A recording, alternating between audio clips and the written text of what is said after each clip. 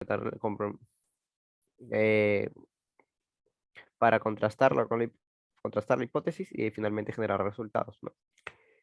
Por- Entonces, si bien es cierto, eso se cumple en el método científico, la forma de verlo estándar, yo les voy a explicar un punto de vista más metodológico de lo que vendría a ser el método científico. Entonces, como ven aquí, nosotros tenemos un conocimiento actual. Si bien es cierto, pocas son las observaciones de fenómenos raros, y si son observaciones de fenómenos raros, son bien documentados y detallados y sirven como base para los siguientes planteamientos. Ya no hay tanta relevancia, ya no hay tanto descubrimiento como antes, por así decirlo. La mayor parte de la información se sabe o se sabe muy poco de un tema. Entonces, ya hay ciertos antecedentes que forman las bases del conocimiento actual. Y eso ocurre en investigación, ¿no? Por más que uno diga, no he encontrado artículos al respecto, no he encontrado información, siempre hay uno, dos actores, un reporte de caso, una pequeña editorial, una carta por ahí, detallándolo. Ahora que hay más acceso a la información, incluso esa base de conocimiento se vuelve más grande y a la vez es más fácil quizás caer en algunas falacias o estudios con sesgo, ¿no? Pero al fin y al cabo forma parte del conocimiento actual. Y como investigadores, como estudiantes de medicina, es importante conocer que existe esto. Entonces, en base a la observación de un fenómeno contrastado con nuestro conocimiento que ya tenemos de base como estudiantes de medicina, nosotros podemos identificar un problema. Un problema quizás de que se estudia mucho, pero en nuestro país no hay estudios, o un problema que no es muy estudiado por A o B motivos, pero que nosotros tenemos una idea de cómo enfocarlo. Entonces, identificamos este problema y planteamos una hipótesis basado en nuestras bases teóricas. Nosotros decimos, este problema, según lo que yo sé en fisiología, anatomía, fisiopatología, etcétera, etcétera, puede ser causado por esto. O en algunos estudios se encontró que existe esta relación. Entonces yo quiero probar si en mi medio también existe la relación, así como se ha demostrado a nivel internacional. Pero más allá de plantear una hipótesis conceptual, que es una base muy importante, es un paso importantísimo en la investigación, nosotros tenemos que aterrizar esa hipótesis. O sea, en vez de decir este problema es por A o B, por medio de un diseño planteado, decir variable A y variable B. O vamos a estudiar solamente la variable A, que en ese caso no se necesitaría tanto de una hipótesis, ¿no? Pero en la mayoría de casos, si queremos establecer una relación, una asociación, una correlación entre dos variables, tendríamos que plantear una hipótesis operativa. Y al final de cuentas viene a ser la hipótesis final que planteamos en el trabajo. La primero en bases teóricas, pero luego aterrizamos en dos variables bien definidas y ¿qué es lo que queremos encontrar entre ellas? ¿Queremos encontrar una asociación o queremos estudiar solamente su prevalencia, etcétera? Entonces, de ahí ya viene lo que es la inclusión de los sujetos, la recolección de datos, observamos o experimentamos, ¿no? Obtenemos resultados mediante un análisis, interpretamos estos resultados, discutimos contrastando con otros estudios que se hayan realizado en el mismo campo y el mismo tema, y establecemos conclusiones que al generalizarse, extrapolarse, van a formar parte del conocimiento que tenemos en investigación. Entonces, este es un proceso dinámico, en continuo cambio, ¿no? Cada día salen nuevas cosas, eh, cosas que se creían antes ya no son válidas ahora, se ha demostrado que no lo son. Gracias a esto, nosotros podemos guiar nuestra práctica médica. Con la lectura crítica, nosotros podemos definir qué tratamientos son los más adecuados para nuestros pacientes, sin caer en el sesgo fisiopatológico, ¿no? En el empirismo, en el doctor me dijo que diera esto. No, ya, ahora incluso el propio alumno le puede discutir al doctor, puede ser su doctor encargado, su docente, conociendo y basándose en buenos estudios con buen nivel de evidencia. Es así como de una pregunta de investigación para pasar a un protocolo de estudio, tenemos que plantear un buen diseño de investigación. Entonces, es importante este paso porque integra en la temporalidad en la que vamos a llevar, ya les voy adelantando, ¿no? ¿Qué tipo de intervención vamos a realizar? Si la enfermedad tiene ciertas características, alta o baja prevalencia y demás cosas que ya les voy a explicar después.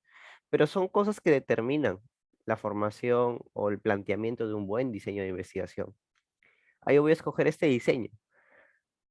Entonces, un diseño es como un plan para ir adelantando, ¿no? Es un plan preestablecido en el cual nosotros podemos explorar nuestras variables y obviamente según lo que queramos explorar de las variables. Obviamente eso tiene que ver con la validez externa del estudio, ¿no? O sea, un estudio con un buen diseño, bien aplicado en ese contexto, bajo las características de esa enfermedad y en temporalidad, excelente. Es un estudio muy bien recibido en la comunidad. Las críticas serán mínimas y dará pie o incluso será el precedente para un análisis más grande, ¿no? Pero si nosotros planteamos un estudio que no tiene un buen diseño, que prácticamente la temporalidad no se ajusta a la enfermedad, entonces tendríamos un problema y nuestro estudio caería en un sesgo muy grande, ¿no? Porque no es la manera de estudiar el comportamiento de esa patología.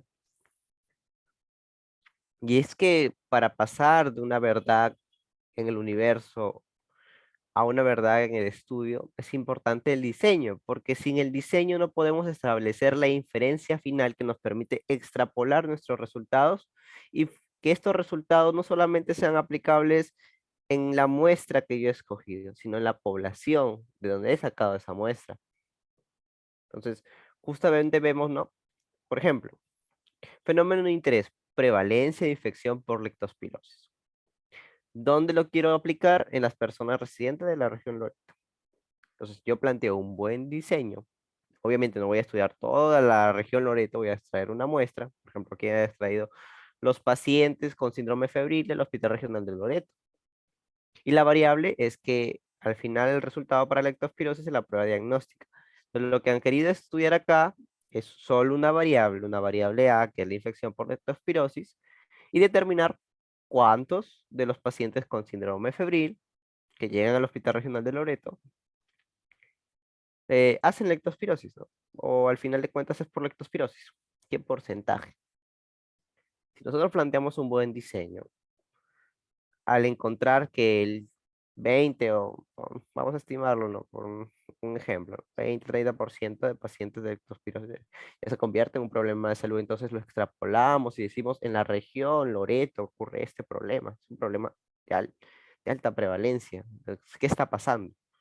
Pero si nosotros no planteamos un buen diseño, por más que obtengamos resultados asombrosos al momento de que hagan la lectura crítica de nuestro estudio, van a decir no vale, porque más es una falsa alarma, ¿no?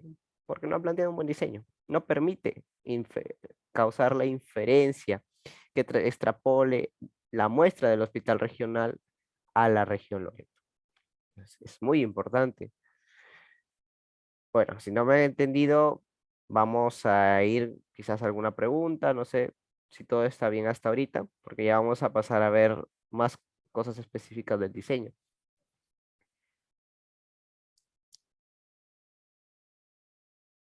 Si me han entendido hasta ahí, genial. Entonces, es importante el diseño para poder realizar la inferencia del estudio. Con eso quédense. Si nosotros no planteamos nuestros resultados, por más asombrosos que sean, no van a ser tomados como válidos dentro de la comunidad. Entonces, los diseños de investigación vamos a ver cómo conocerlos y vamos a aprender a escogerlos, ¿no? Vamos a saber qué son, qué tipos hay y cuál sería el más adecuado para mi trabajo. Entonces, un diseño de investigación es un plan elaborado. Ya hay prácticamente una plantilla definida para cada tipo de diseño. Eso sí, Lo que tú tienes que definir es cuál vas a usar. Entonces, nos permite recolectar datos. No es lo mismo realizar, yo les voy adelantando, ¿no? Una recolección de datos para un reporte de caso que para una corte o un ensayo clínico. Es de diferentes, los datos tienen diferente peso y las relaciones que se establecen entre los datos es muy diferente. Nos permite contrastar la hipótesis. Así sea en un estudio descriptivo, incluso se puede plantear una hipótesis, aunque no es obligatoria, eso sí. Pero si se pudiera plantear una hipótesis, mejor, porque eso nos daría un plus en nuestro trabajo. Y obviamente si vas a hacer un estudio de asociación entre dos variables, obligatoriamente la hipótesis. Y obviamente lo que les decía, ¿no? Las variables de interés, como A, ¿no? Como A se relaciona con B, o si A se presenta simultáneamente con B, ¿no? O si solo quiero estudiar A y quiero estudiar medida de tendencia central, ¿no? Por ejemplo, moda, mediana, media, ¿no? Promedios o medidas de desviación, la desviación estándar, ¿no? Y en base a eso analizar el fenómeno. Entonces son diferentes formas de verla, o sea, son planes que nos permiten evaluar las variables de diferentes formas y cada plan se va a ajustar a lo que nosotros querramos encontrar al final.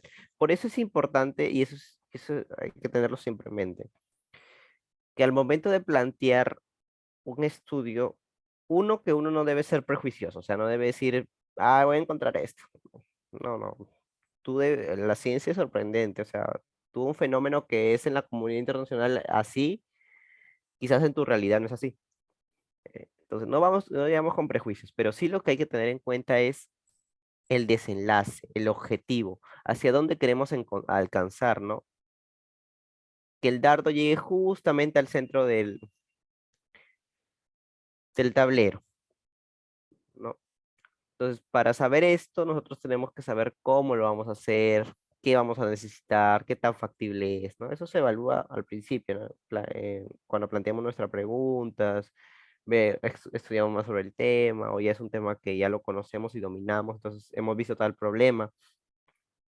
Entonces, nosotros siempre tenemos que apuntar, o sea, nunca tenemos que tirar hasta lograr los resultados, ¿no? Siempre con los datos los relacionamos, sino tenemos que apuntar nomás, decir, lo voy a hacer así, voy a calcular el ángulo así. Si nosotros planteamos buenos objetivos, si nosotros planteamos, tenemos objetivos, los objetivos nos van a servir para plantear una muy buena hipótesis. Esa hipótesis, la relación de variables, vamos a definirlas, operacionarlas, vamos a definir instrumentos de recolección. Y según lo que nosotros tengamos, la población que queramos estudiar y la exposición a la cual se están sometiendo, vamos a escoger un diseño que va a ser el plan, el tipo de estudio, que nos va a decir, ah, haz las cosas así para estudiar este tipo de enfermedad. Pero me vas a decir, Nectalí, pero quizás hay un plan que se salga de lo cotidiano. Hasta ahorita, los planes, los diseños de investigación, que son los planes en este caso, ¿no? Estoy hablando, están bien clasificados. Sí, por ahí aparece uno que otro, pero no deja de ser muy diferente en realidad a lo que ya tenemos. Y siempre son algunos diseños básicos que deben conocer ustedes y dominar. Así que vamos a irlos viendo, no se preocupen. Entonces, como les dije, si definimos bien los objetivos de la investigación, definimos bien la naturaleza del fenómeno que se estudia, la disponibilidad de nuestros recursos y las limitaciones que tenemos para ejecutarlo, nos va a llevar a escoger un mejor plan. Ah, no, yo tengo una financiación de mi universidad, he ganado un concurso justamente para el desarrollo de un trabajo de investigación y me han dado tanto, entonces voy a hacer una cohorte, ¿no? Que es uno de los estudios de mayor nivel de evidencia, pero es muy costoso. Pero no, yo soy un estudiante, estoy haciendo mi tesis, no quiero que me salga tan caro, quiero analizar la asociación de variables con un buen nivel de evidencia en una enfermedad de baja prevalencia. Entonces decimos, ah, usas un caso sin controles, ¿no? O puedes usar una corte retrospectiva. Entonces, yo sé que los estoy mareando, pero ya los vamos a conocer, ¿no? No, yo quiero analizar cómo este fenómeno se desarrolla en un contexto urbano en base a algunas medidas ambientales, ¿no? Por ejemplo, contaminación, smog, no sé, cómo desarrolla enfermedad pulmonar crónica en los pacientes, ¿no? Ah, ya. Voy a hacer un estudio ecológico. Es barato, es sencillo, me va a dar también un buen nivel de evidencia. Y eso que los estudios ecológicos es algo que ha salido y ha llegado prácticamente a tener muy buenos resultados que han aportado demasiado. Entonces, como Matrix, ¿no? Nos ofrecen dos pastillitas y nosotros tenemos que escoger una. Primero, la secuencia temporal. Yo quiero analizar mi estudio, mi exposición en un solo corte de tiempo. O sea, voy a ir un día y voy a encontrar una persona al azar y le voy a aplicar la encuesta. O quiero que en el tiempo hacer mínimo dos cortes. O sea, le encuesto a la persona en la primera y la cito en una segunda ocasión y la encuesto otra vez. Evalúo en tiempo. Esto se le llama transversal y esto se llama longitudinal. Entonces, vamos a escoger uno de los dos. Según su finalidad, si queremos describir un fenómeno, ¿no es cierto? Ver prevalencia, incidencia, mortalidad, tasas, ya, un descriptivo. Pero si quiero ver correlación o asociación entre variables, voy a escoger un analítico. Si quiero hablar sobre qué tanto voy a tener, qué tanto poder voy a tener sobre los factores de estudio, sobre las variables, no, yo no los voy a intervenir, yo voy a dejar que ellas mismas sean, que se desarrollen y yo solamente los voy a ver. Entonces voy a estar el fenómeno y yo lo voy a estar viendo, ¿no? Eso se llama observacional. Y experimental es que, no, yo no me voy a quedar parado, voy a intervenir, voy a escoger a un grupo de personas A, un grupo de personas B, al grupo de personas A le voy a dar tal y al grupo de personas B le voy a dar tal y voy a ver cómo son los resultados en el tiempo. Es un experimental. Ahora, también tiene que ver con el inicio del estudio en relación con los hechos. Es muy diferente a la secuencia temporal ya. Prospectivo quiere decir que es adelante en el tiempo.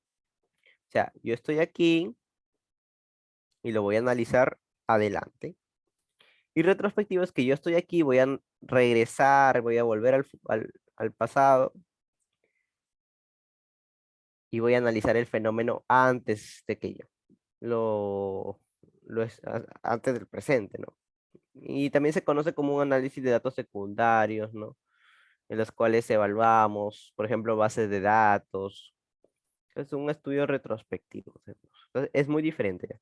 Entonces, en cada uno de estos secciones tenemos que escoger uno. No, un estudio no puede ser analítico descriptivo. No puede ser transversal y longitudinal, porque son muy diferentes. Entonces tenemos que escoger una de las dos, según cómo querramos analizar nuestro estudio. Y vamos sumando, pues, ¿no? Yo quiero hacer un estudio descriptivo, longitudinal, eh, que prospectivo, sea prospectivo y que sea observacional. Allá, un estudio longitudinal normal, ¿no?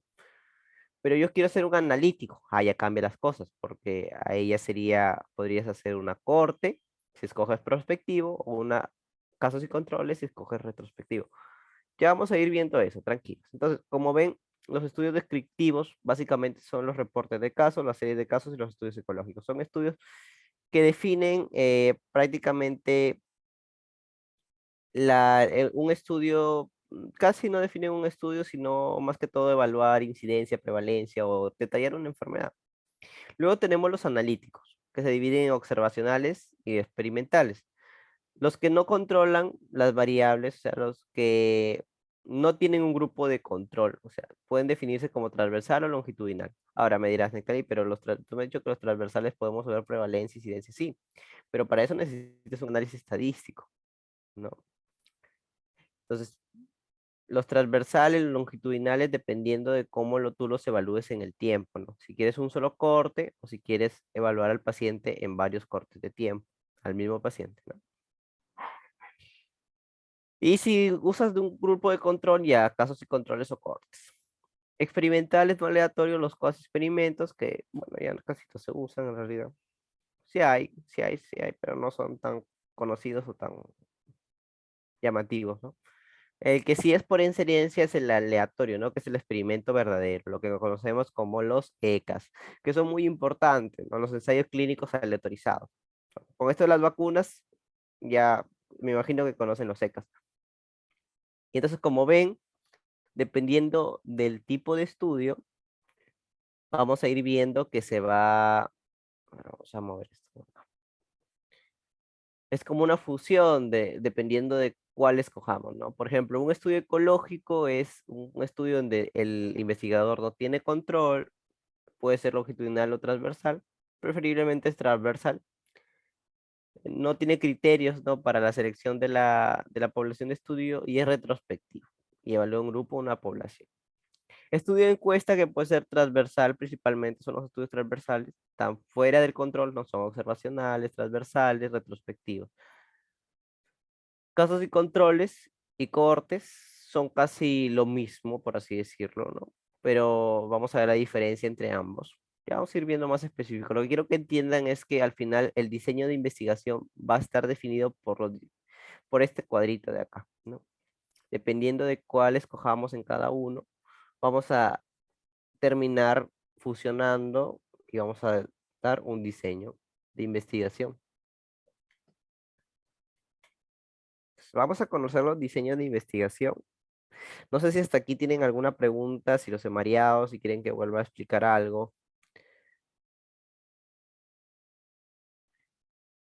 porque creo que lo he hecho muy rápido. Pero ya vamos a ir un poquito más lento para que conozcan bien los diseños. Ya, a ver, vamos a ver. No sé si me estarán hablando al chat también. Creo que no. Ok. Entonces, vamos a ir de menor a mayor. Primero, los estudios observacionales con los reportes de casos. ¿Qué es un reporte de caso? Es un reporte detallado de una enfermedad rara, por así decirlo. Apréndanselo así. Un reporte de caso es un reporte detallado de una enfermedad rara o una enfermedad con una presentación anormal, atípica, etcétera, etcétera. Es el nivel de evidencia, uno de los niveles de evidencia más bajos en realidad. Sin embargo, es donde todo empieza, pues, ¿no? Porque, por ejemplo, este reporte de caso, encefalitis aguda, ¿no? En pacientes COVID-19, es un primer reporte de casos, eh, detonó un interés en estudiar las complicaciones neurológicas de la infección por SARS-CoV-2. Ujú. Entonces, ¿qué se puede reportar como un reporte de caso, una serie de casos? La diferencia básica es que un reporte de casos tiene máximo 2 casos, ¿no? Y una serie de casos ya tiene más. Incluso la serie de casos los evalúa en el tiempo, o sea, no te muestra solamente el desarrollo, sino también te muestra quizás un análisis soso, por así decirlo, ¿no? Eh, Entonces, ¿qué se puede reportar de esa manera? Condiciones o enfermedades nuevas, por ejemplo, COVID-19, ¿no? Encefalitis aguda de pacientes COVID-19, una condición rara, infrecuente, ¿no? Por ejemplo, un lupus en varones, ¿no? Raro. Presentación inusual de una enfermedad común, por ejemplo, un chikungunya que te haga hemorragias. Quién sabe qué se puede encontrar por ahí. Asociación inesperada entre síntomas o signos frecuentes, impacto de una enfermedad en la evolución de la otra, complicaciones inesperadas de procedimientos o tratamientos que se creían que eran el gol estándar, ¿no? Etcétera, etcétera, etcétera. Lo que yo quiero que más que todo que se aprendan esto, en realidad esto no es tan necesario. Yo quiero que vean cómo es cada uno de los estudios en realidad. A ver, creo que aquí los tengo. Ya. Entonces, por eso se los he descargado acá. Ahora vamos a ver. Entonces, este es el estudio, ¿no? Encefalitis aguda en pacientes COVID-19. Vemos que en la publicación dice reporte de casos. Se publicó en la revista de Neuropsiquiatría en el año 2020. Autores tantos, tantos, tantos, ¿no? Entonces, El resumen no aporta en realidad nada de lo que queremos ver. Lo que sí queremos ver es cómo se desarrolla. Entonces, lo que te hacen en el reporte de caso es, mira, te ponen caso uno y te relatan, ¿no? Varón de 53 años, detalladamente. Anamnesis, motivo de consulta, exploración física, qué exámenes se les hicieron, cómo fue la evolución del paciente, etcétera, etcétera, etcétera. Vamos viendo, ¿no? Te muestran incluso las radiografías, tomografías, ¿no? Como le dije, máximo 2 casos, ¿no? Y luego te presentan una discusión basada en la literatura, ¿no? Te hablan de la serie de casos, de cómo se presentó, las diferencias entre uno o el otro, o similitudes también, ¿no? Y al final te muestran pues algunos reportes de casos más donde también ha sido reportada la misma condición. Y al final te pone una conclusión, ¿no? Que algunos casos atípicos pueden presentarse con encefalitis aguda. Es una observación, es válido, claro que sí, pero no representa un nivel de evidencia alto. Eso sí, ténganlo en cuenta. Entonces, ese es el reporte de caso o la serie de casos. Los estudios ecológicos, que la verdad es que no son tan conocidos ya, pero son muy buenos en realidad y son fáciles de aplicar. Son estudios observacionales, ¿no?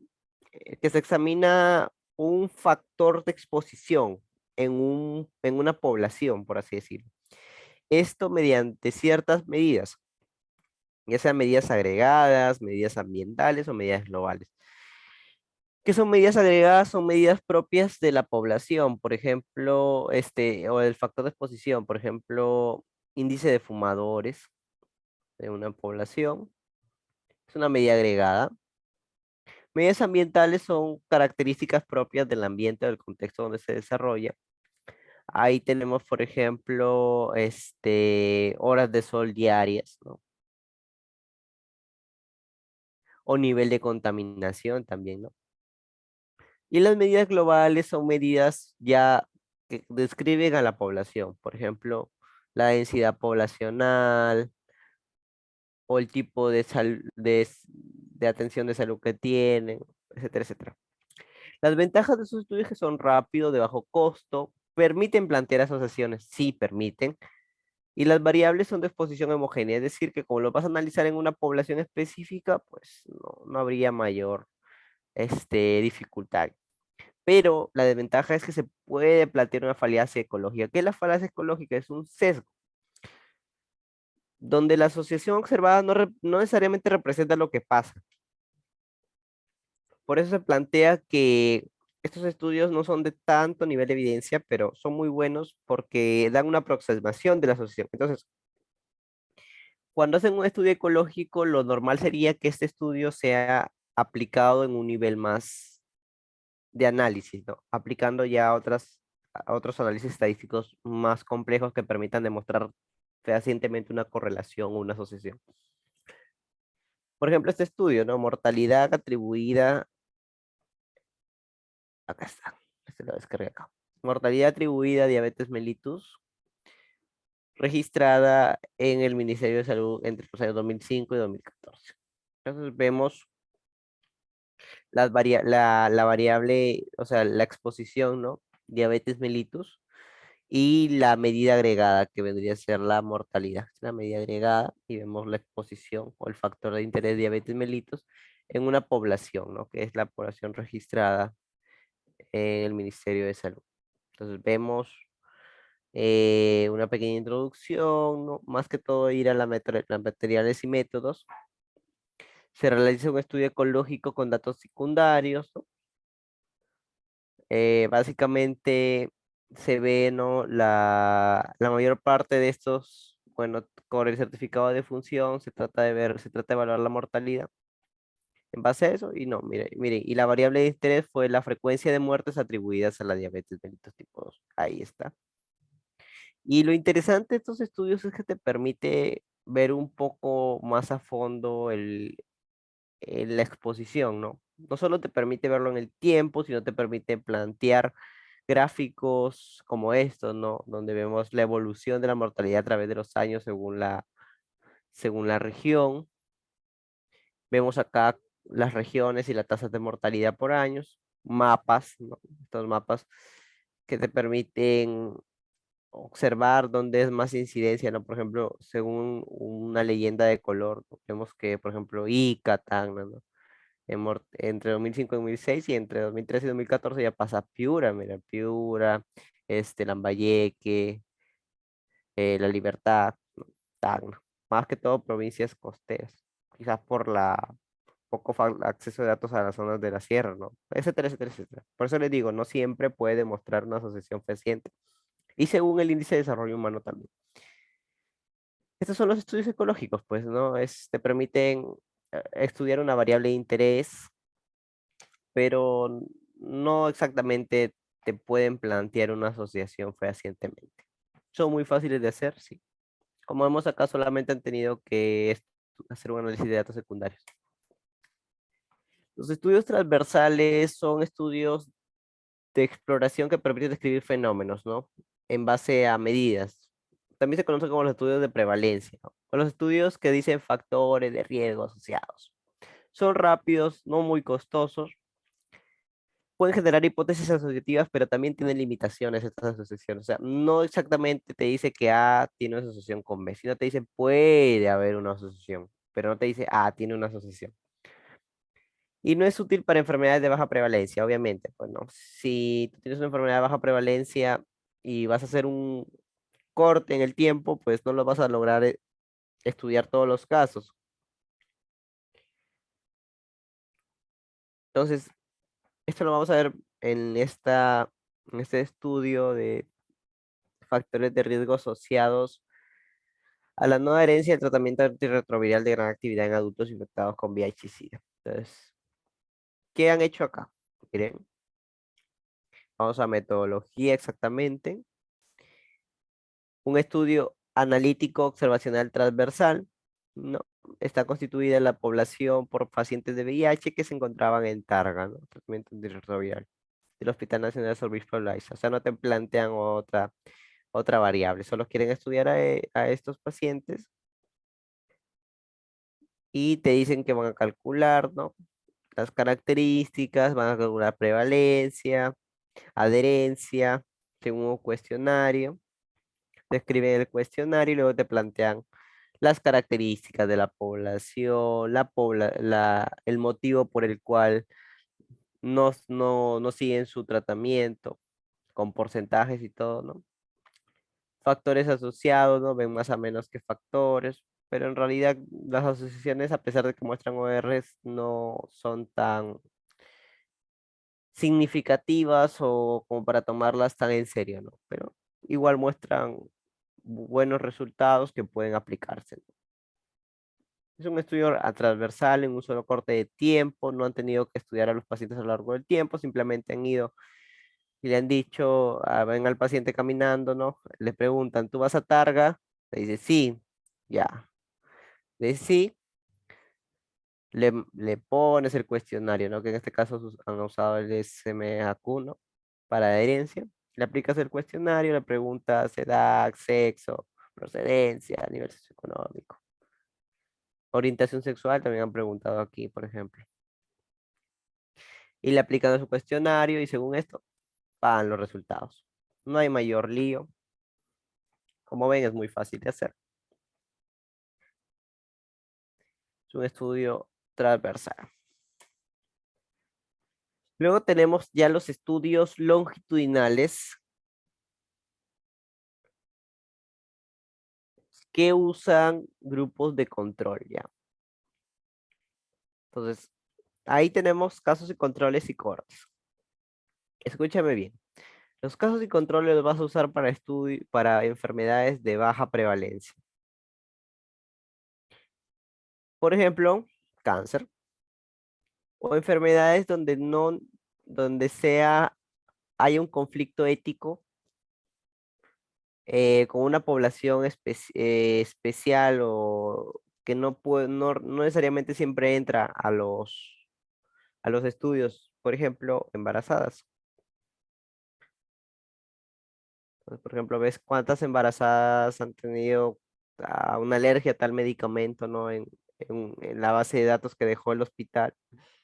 Y en base a eso, tú planteas un estudio. Pero no solamente haces eso, sino que divides a tu población en dos, los casos y los controles.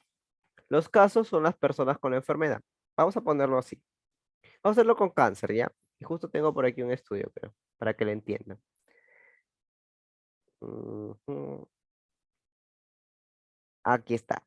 Lactancia materna y cáncer de mama. Un estudio de casos y controles en pacientes del Hospital Nacional Arzobispo Loaiza. Entonces, ¿qué han hecho acá? Mira, ven. Primero, han dividido a la población. Han dicho, vamos a tomar a las mujeres que han tenido, a ver, acá está, cáncer de mama. O sea, al final han desarrollado cáncer de mama.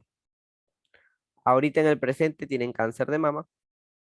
Y a las mujeres que no tienen cáncer de mama.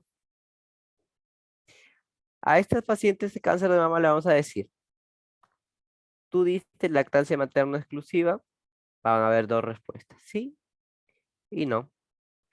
Y a los que no tienen cáncer igual, lactancia materna sí, exclusiva y no. Ah, y en base a esto, vamos a establecer una relación que va a estar determinada por un OR, que se conoce como odds ratio, que es una relación de riesgo. Y te va a decir que por cada, que la lactancia materna exclusiva previene el cáncer, o sea, pacientes que usan lactancia materna exclusiva tienen 3 veces menos posibilidades de desarrollar cáncer que las pacientes que no tienen lactancia materna exclusiva. Y mira acá cómo lo relacionan. Mira la conclusión. Ahí te dice, mira, casos y controles, ¿no?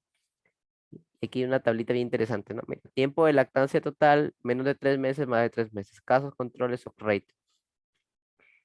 Y en las conclusiones te dicen, se concluye que la lactancia materna en las mujeres que han tenido hijos ejerce un efecto protector que nos muestra que las mujeres que han dado de lactar de 3 meses a más tienen una reducción del riesgo de desarrollar cáncer de mama.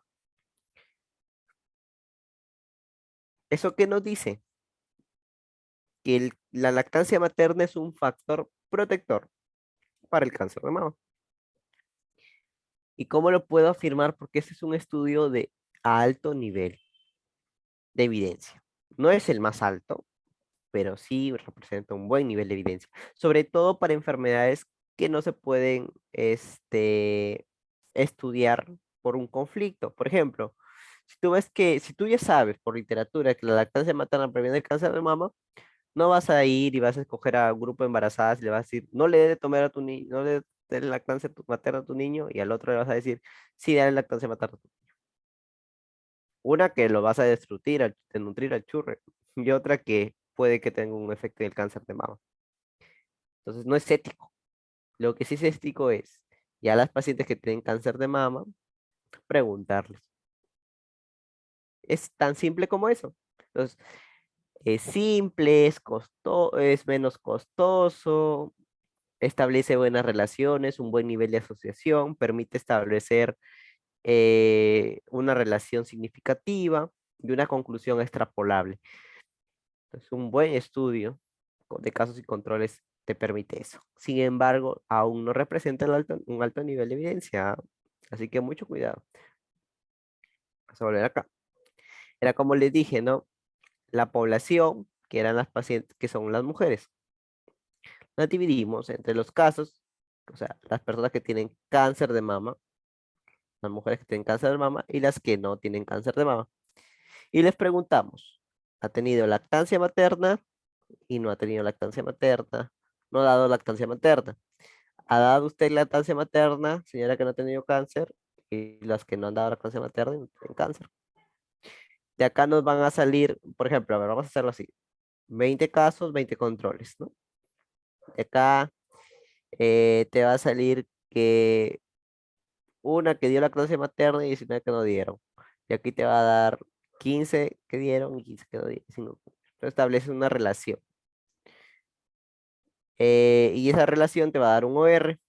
Y ese OR va a significar, si es mayor que 1, este es dependiendo de cómo se analice, ¿no? Puede ser un factor protector, pero si es menor que 1, puede ser un factor de riesgo.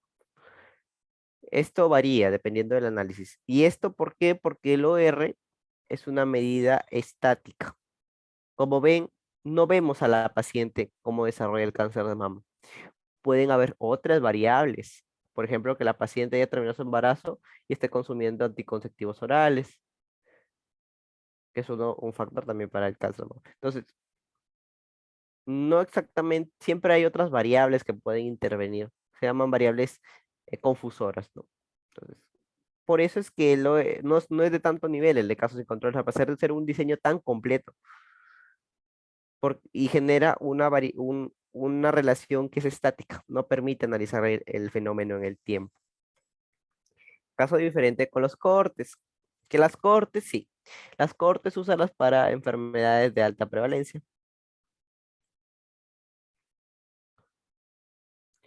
Son más costosas, son muy costosas.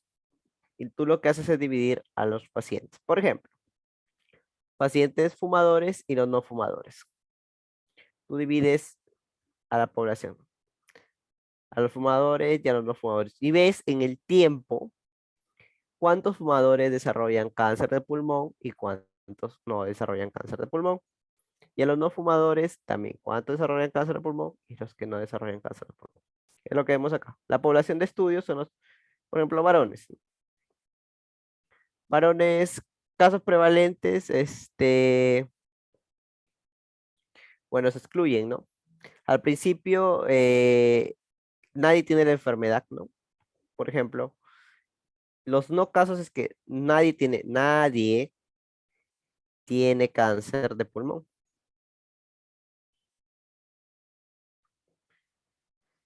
Y vamos a ver cuántos son fumadores. Le decimos, señor, ¿usted fuma? Sí, te va a decir. Señor, ¿usted no fuma? No. Los agrupas acá. Y vas a ver en el tiempo cuántos de estos fumadores hacen cáncer y cuántos no. Cuántos de los no fumadores hacen cáncer y cuántos no. Y esto te va a dar un hazard ratio, que es una medida dinámica, una relación dinámica. Por lo tanto, tiene mayor nivel de evidencia. Es un estudio que se puede incluso comparar casi nivel de evidencia con un estudio controlado, en un ensayo clínico, pero no a ese nivel. Sin embargo, permite estudiar estas enfermedades y lograr establecer asociaciones entre un factor y una enfermedad. Y hay de dos tipos. Vamos a enredarlos más un poquito más, ¿no?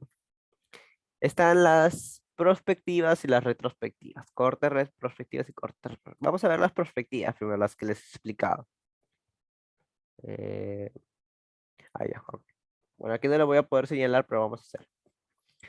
Miren cómo han hecho esto. Corte realizada en adultos mayores que acudían al servicio. Se registró la velocidad de la marcha de los participantes durante la evaluación basal, sometiendo a seguimiento anualmente. Mira, seguimiento, esa es la clave de corte. Seguimiento. Al paciente no se le ve solamente una vez en el tiempo. Se le ve una, dos, tres veces. Hasta 60 meses con un promedio de 21 meses, ¿no?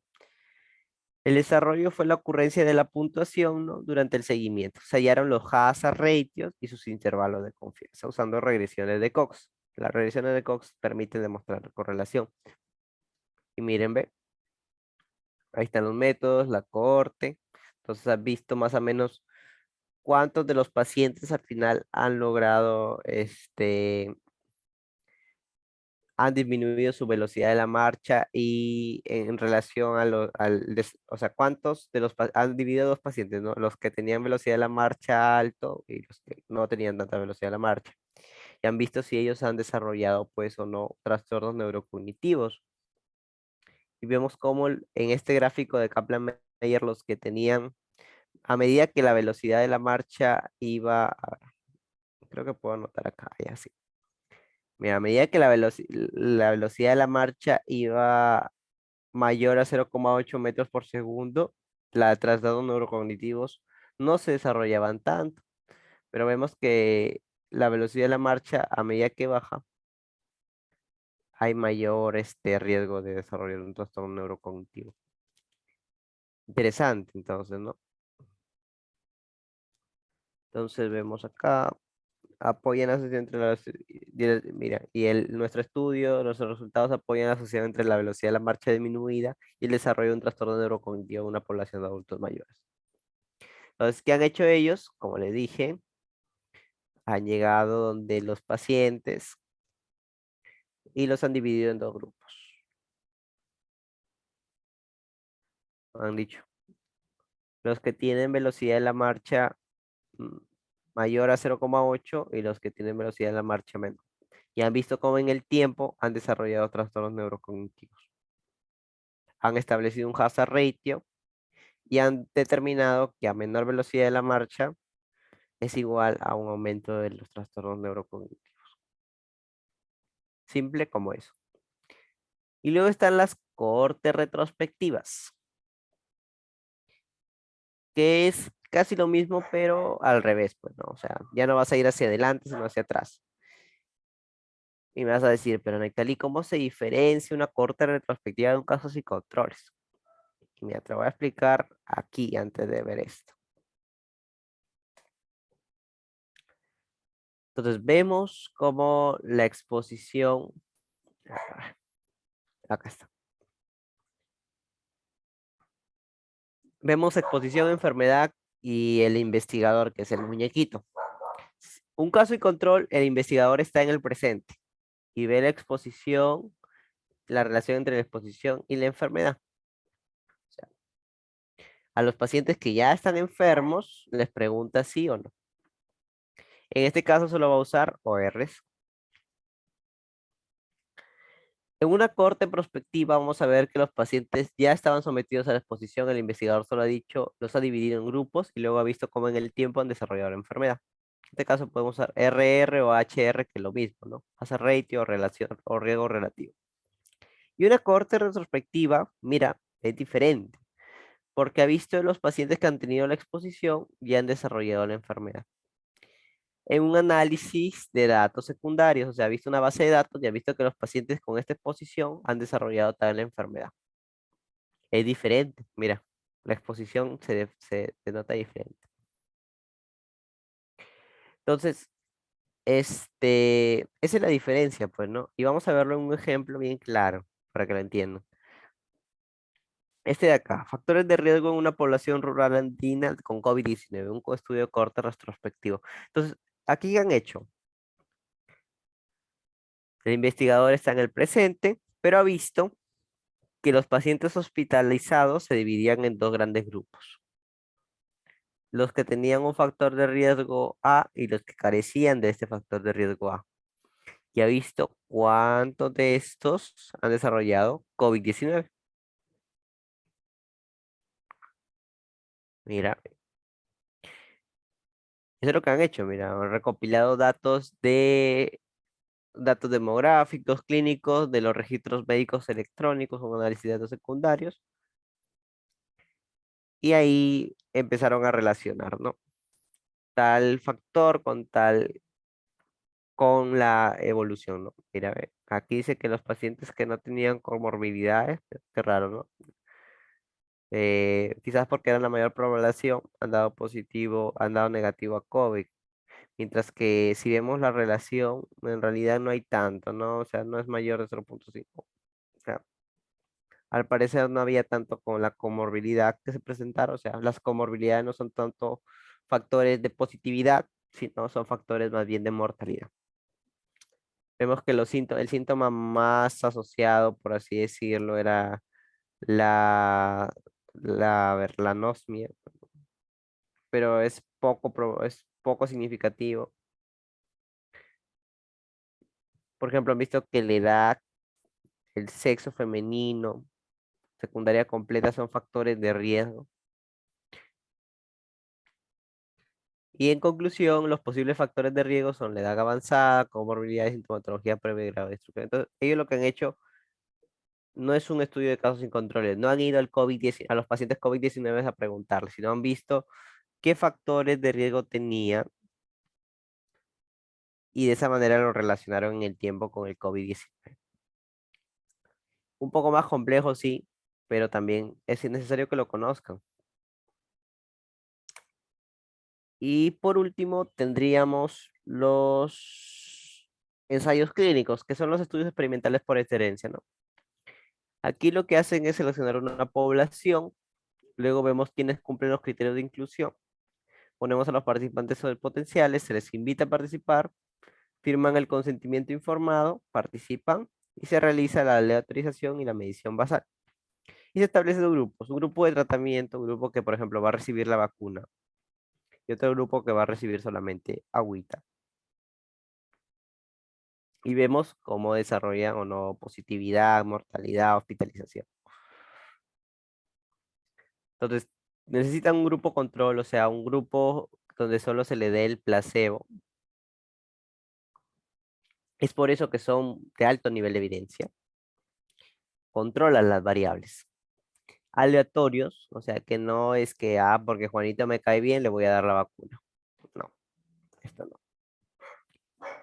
Una medición basal, o sea, que al principio del estudio nadie tenga la enfermedad.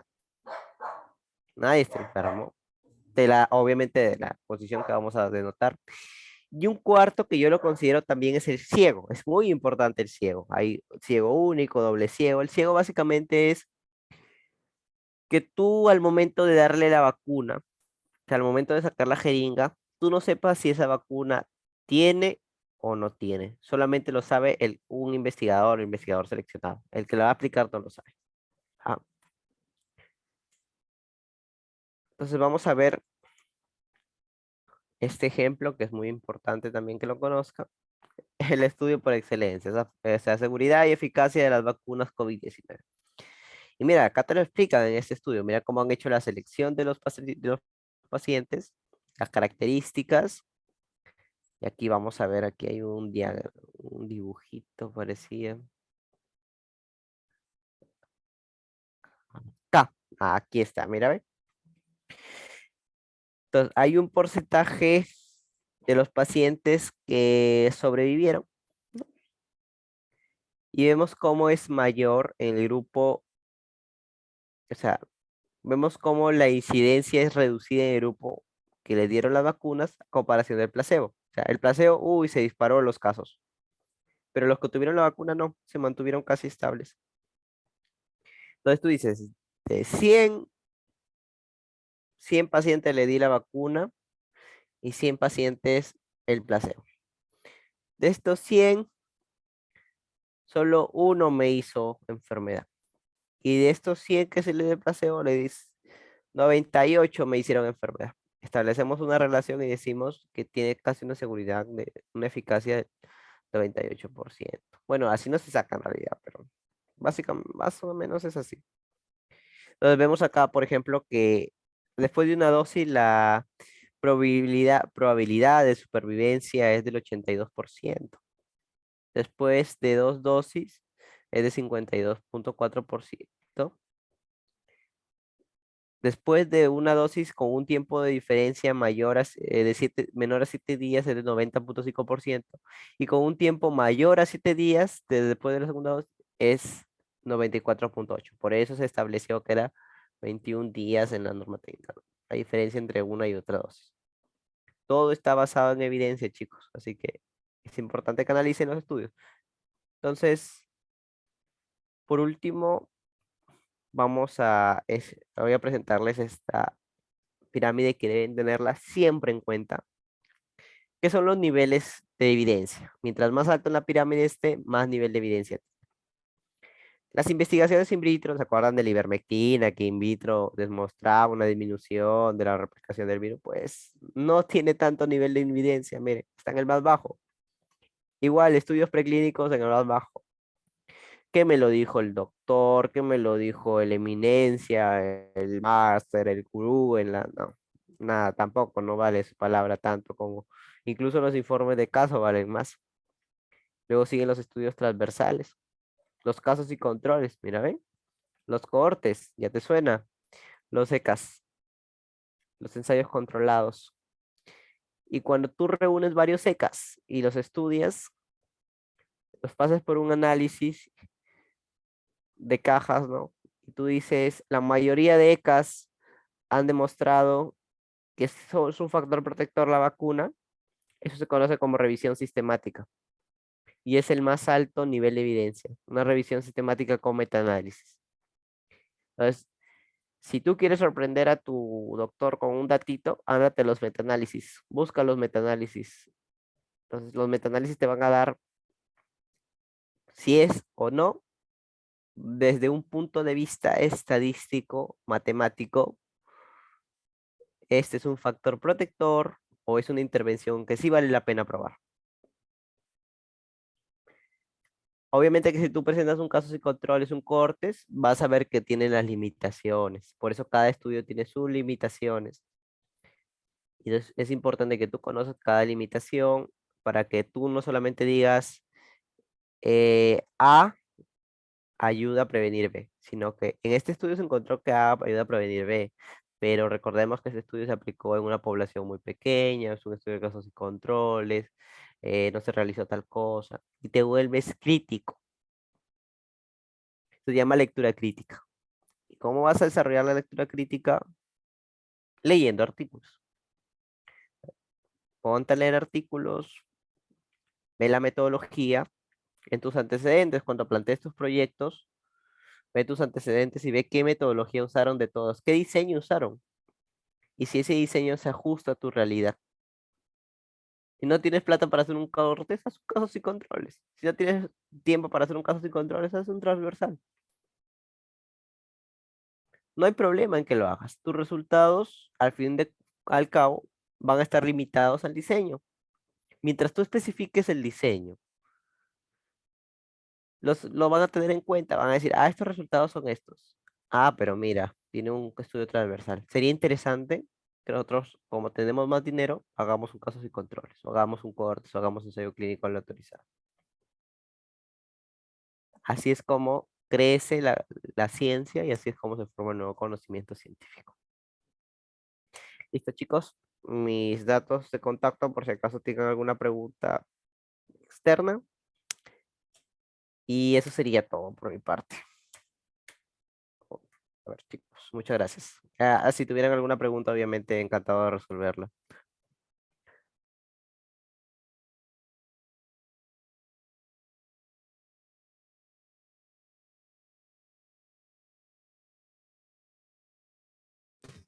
Chicos, si tienen alguna pregunta pueden realizarla ahora o también por medio del chat y lo leo para que Neptali pueda resolver sus dudas.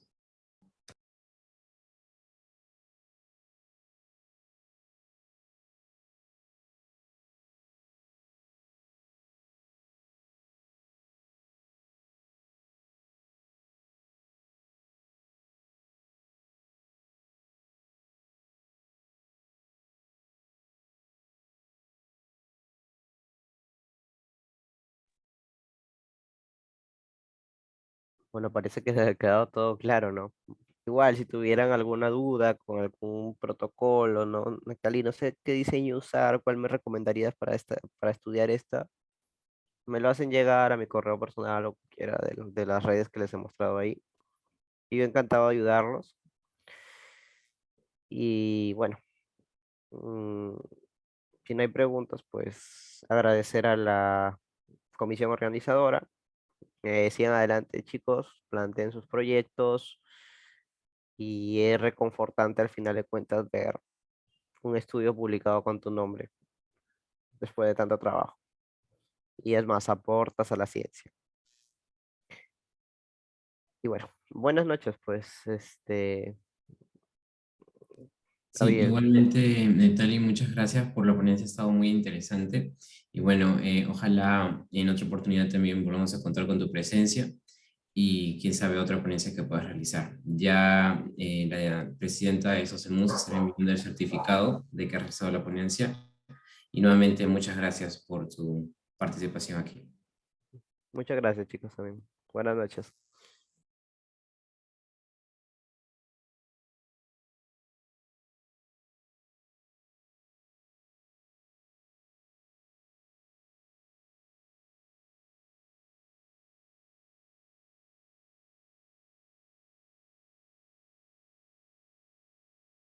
Chicos, envíen su asistencia nuevamente por el chat y ya pueden irse retirando.